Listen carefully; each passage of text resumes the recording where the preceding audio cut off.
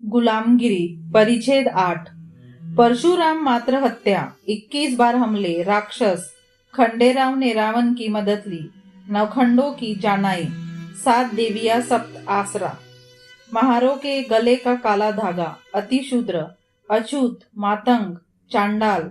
महारों को पांव तले रौंदना, ब्राह्मणों को गंधर्व ब्याह करने की मनाही, क्षत्रिय बच्चों की हत्या, प्रभु, रामोशी, जिनगर आदि लोग। परशुराम की हार हो जाने पर उसने अपनी ही जान दे दी और चिरंजीव परशुराम को निमंत्रण आदि के संबंध में। धोंडीराव। प्रजापति ब्रह्मा के मरने के बाद ब्राह्मणों का मुखिया कौन था? ज्योतिराव। ब्राह्मणों का मुखिया परशुराम था। धोंडीराव। परशुराम स्वभाव से कैसा था? ज्योतिराव। परशुराम स्वभाव से उपद्रवी, साहसी, विनाशी, निर्दयी, मूर्ख और नीच प्रवृत्ति का था। उसने जन्म देने वाली अपनी माता रेणुका की गर्दन काटने में भी कोई संकोच महसूस नहीं किया। परशुराम शरीर से मजबूत और तीरंदाज था। धोंडीराव। उसके शासनकाल में क्या हुआ? ज्योतिराव। प्रजापति ब्रह्मा के मरने के बाद शेष महाअरियों ने ब्राह्मणों के जाल में फंसे हुए अपने भाइयों को गुलामी से मुक्त करने के लिए परशुराम से 21 बार युद्ध किया। वे इतनी दृढ़ता से युद्ध लड़ते रहे कि अंत में उनका नाम द्वैती पड़ गया और उस शब्द का बाद में अपभ्रंश दैत्य हो गया। जब परशुराम ने सभी महाअरियों को पराजित किया, तब उनमें से कई महावीरों ने निराश होकर अपने स्नेहियों के प्रदेशों में जाकर अपने आखिरी दिन बिताए। मतलब जेजोरी के खंडेराव ने जिस तरह रावण का सहारा लिया, उसी प्रकार नवखंडों के न्यायी और 7 आश्रय आदि सभी कोकण के निचले भूप्रदेश में जाकर छुप गए और उन्होंने वहां अपने आखिरी दिन बिताए। इसमें ब्राह्मणों में नफरत की भावना और भी गहरी हो गई।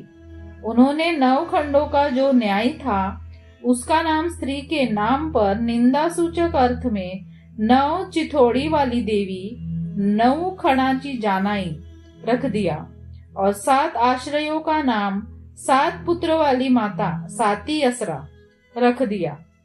शेष जितने महाआर्यों को परशुराम ने युद्ध भूमि में कैद करके रखा, उन पर उसने कड़े प्रतिबंध लगाकर रखा था। उन महाआर्यों को कभी भी ब्राह्मणों के विरुद्ध कमर नहीं कसनी चाहिए, ऐसी शपथ उनको दिलाई गई। उसने सभी के गले में काले धागे की निशानी बंधवाई और उन्हें अपने शूद्र भाइयों को छूना नहीं चाहिए, ऐसा सामाजिक प्रतिबंध लगाया। बाद में परशुराम ने उन महाआर्य क्षत्रियों को अतिशूद्र, महार, अछूत, मातंग और चांडाल आदि नामों से पुकारने की प्रथा प्रचलित की। इस तरह के गंदे प्रचलन के लिए दुनिया में कोई मिसाल ही नहीं है। इस शत्रुतापूर्ण भावना से महार, मातंग आदि लोगों से बदला चुकाने के लिए उसने हर तरह से घटिया तरकीबें अपनाई। उसने अपने जाति बिरादरी के लोगों की बड़ी बड़ी इमारतों की नींव के नीचे कई मातंगों को उनकी औरतों के साथ खड़ा करके उनके बेसहाय चिल्लाने से किसी की अनुकंपा होगी, इसके लिए उनके मुंह में तेल और सिंदूर डालकर उन लोगों को जिंदा अवस्था में ही दफनाने की परंपरा शुरू की। जैसे जैसे मुस्लिमों की सत्ता इस देश में मजबूत होती गई, वैसे वैसे ब्राह्मणों द्वारा शुरू की गई यह अमानवीय परंपरा समाप्त होती गई। लेकिन इधर महाअरियों से लड़ते लड़ते परशुराम के इतने लोग मारे गए कि ब्राह्मणों की अपेक्षा ब्राह्मण विधवाओं की व्यवस्था किस तरह से की जाए, इसकी भयंकर समस्या ब्राह्मणों के सामने खड़ी हो गई। तब कहीं जाकर उनकी गाड़ी रास्ते पर आई। परशुराम अपने ब्राह्मण लोगों की हत्या से इतना पागल हो गया था कि उसने बाणासुर के सभी राज्यों के क्षत्रियों को समूल नष्ट करा देने के इरादे से अंत में उन महाआर्य क्षत्रियों की निराधार गर्भवती विधवा औरतों को, जो अपनी जान बचाने के लिए जहां तहां छुप गई थी, उन औरतों को पकड़ पकड़ कर लाने की मुहिम शुरू कर दी। इस अमानवीय शत्रुतापूर्ण मुहिम से नजर बचाकर बचे हुए नन्हे बच्चों द्वारा निर्मित कुछ कुल वंश इधर प्रभु लोगों में मिलते हैं। इसी तरह परशुराम की इस धूमधाम में रामोशी, जीनगर, तुमड़ी वाले और कुम्हार आदि जाति के लोग होने चाहिए, क्योंकि कई रस्म रिवाज में उनका शूद्रों के मेल होता है। तात्पर्य हिरण्यकश्यप से बलिराजा के पुत्र का निर्वंश होने तक उस कुल को निस्तेज करके उनके लोगों को पूरी तरह से तहस नहस कर दिया था। इससे अज्ञानी क्षेत्रपतियों के दिमाग पर इस तरह की धाक जम गई कि ब्राह्मण लोग जादू विद्या में माहिर है। वे लोग ब्राह्मणों के मंत्रों से बहुत ही डरने लगे, किंतु इधर परशुराम की मूर्खता की वजह से उसके धींगामस्ती से ब्राह्मणों की बड़ी हानि हुई। इसकी वजह से सभी ब्राह्मण लोग परशुराम के नाम से घृणा करने लगे। यही नहीं, उस समय वहां के एक क्षेत्रपति के रामचंद्र नाम के पुत्र ने परशुराम के धनुष को जनक राजा के घर में भरी सभा में तोड़ दिया। इससे परशुराम के मन में उस रामचंद्र के प्रति प्रतिशोध की भावना घर कर गई। उसने रामचंद्र को अपने घर जानकी को ले जाते हुए देखा तो उसने रामचंद्र से रास्ते में ही युद्ध छेड़ दिया। उस युद्ध में परशुराम की करारी हार हुई। उस पराजय से परशुराम इतना शर्मिंदा हो गया कि उसने अपने सभी राज्यों का त्याग करके अपने परिवारों तथा कुछ निजी संबंधियों को साथ लिया और कोंकण के निचले भाग में जाकर रहने लगा। वहां पहुंचने के बाद उसको उसके द्वारा किए गए सभी बुरे कर्मों का पश्चाताप हुआ। उस पश्चाताप का परिणाम उस पर इतना बुरा हुआ कि उसने अपनी जान कहां, कब और कैसे खो दी, इसका किसी को कोई पता नहीं लग सका।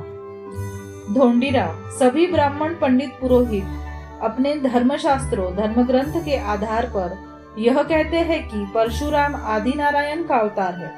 वह चिरंजीवी है, वह कभी भी मरता नहीं। और आप कहते हैं कि परशुराम ने आत्महत्या की है, इसका अर्थ क्या है?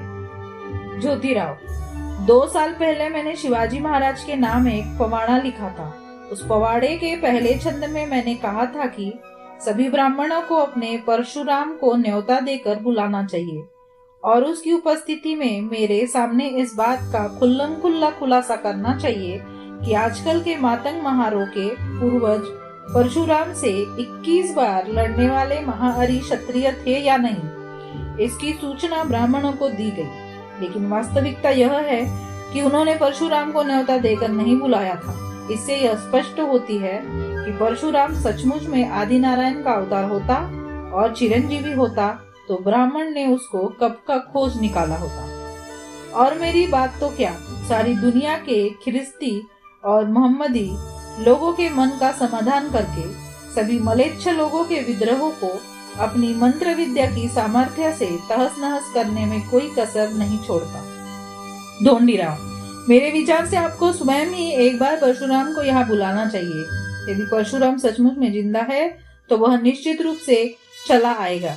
आजकल के ब्राह्मण अपने आप को कितना भी विविध ज्ञानी होने का दावा करते हो, फिर भी उनको परशुराम के मतानुसार भ्रष्ट और पतित ही मानना चाहिए। इस बात के लिए प्रमाण यह है कि अभी अभी कई ब्राह्मणों ने शस्त्र विधि के अनुसार करेले खाने का निषेध किया है, लेकिन धर्मशास्त्रों द्वारा निषिद्ध ठहराए गए मालियों के द्वारा सींचे गए पानी से उत्पन्न गाजरों को छुप छुप कर खाने की होड़ ब्राह्मणों ने लगा दी थी। ज्योतिराव, ठीक है, जो भी कुछ क्यों न हो, मुकाम सब जगह चिरंजीव परशुराम अर्थात आदि नारायण के अवतार को तात परशुराम, तुम ब्राह्मणों के ग्रंथों की वजह से चिरंजीवी हो।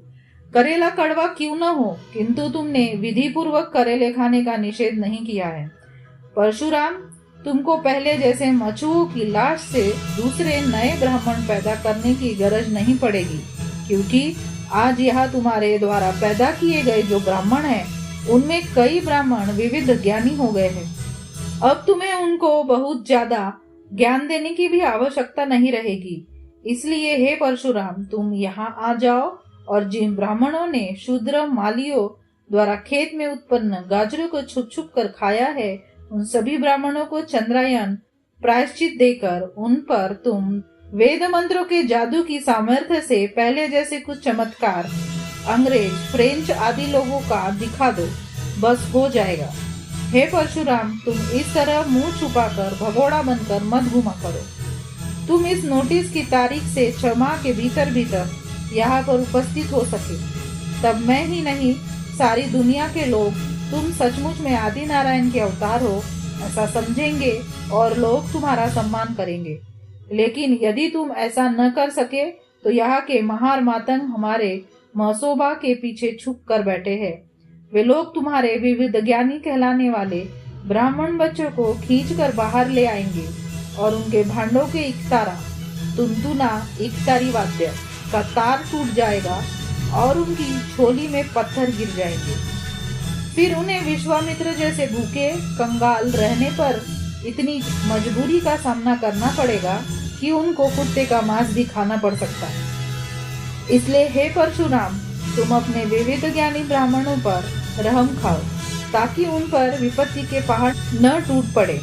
तुम्हारा सत्य रूप देखने वाला ज्योतिराव गोविंदराव फुले, तारीख 1 महीना अगस्त सन 1872, पूना, जूनागंज, मकान नंबर 527।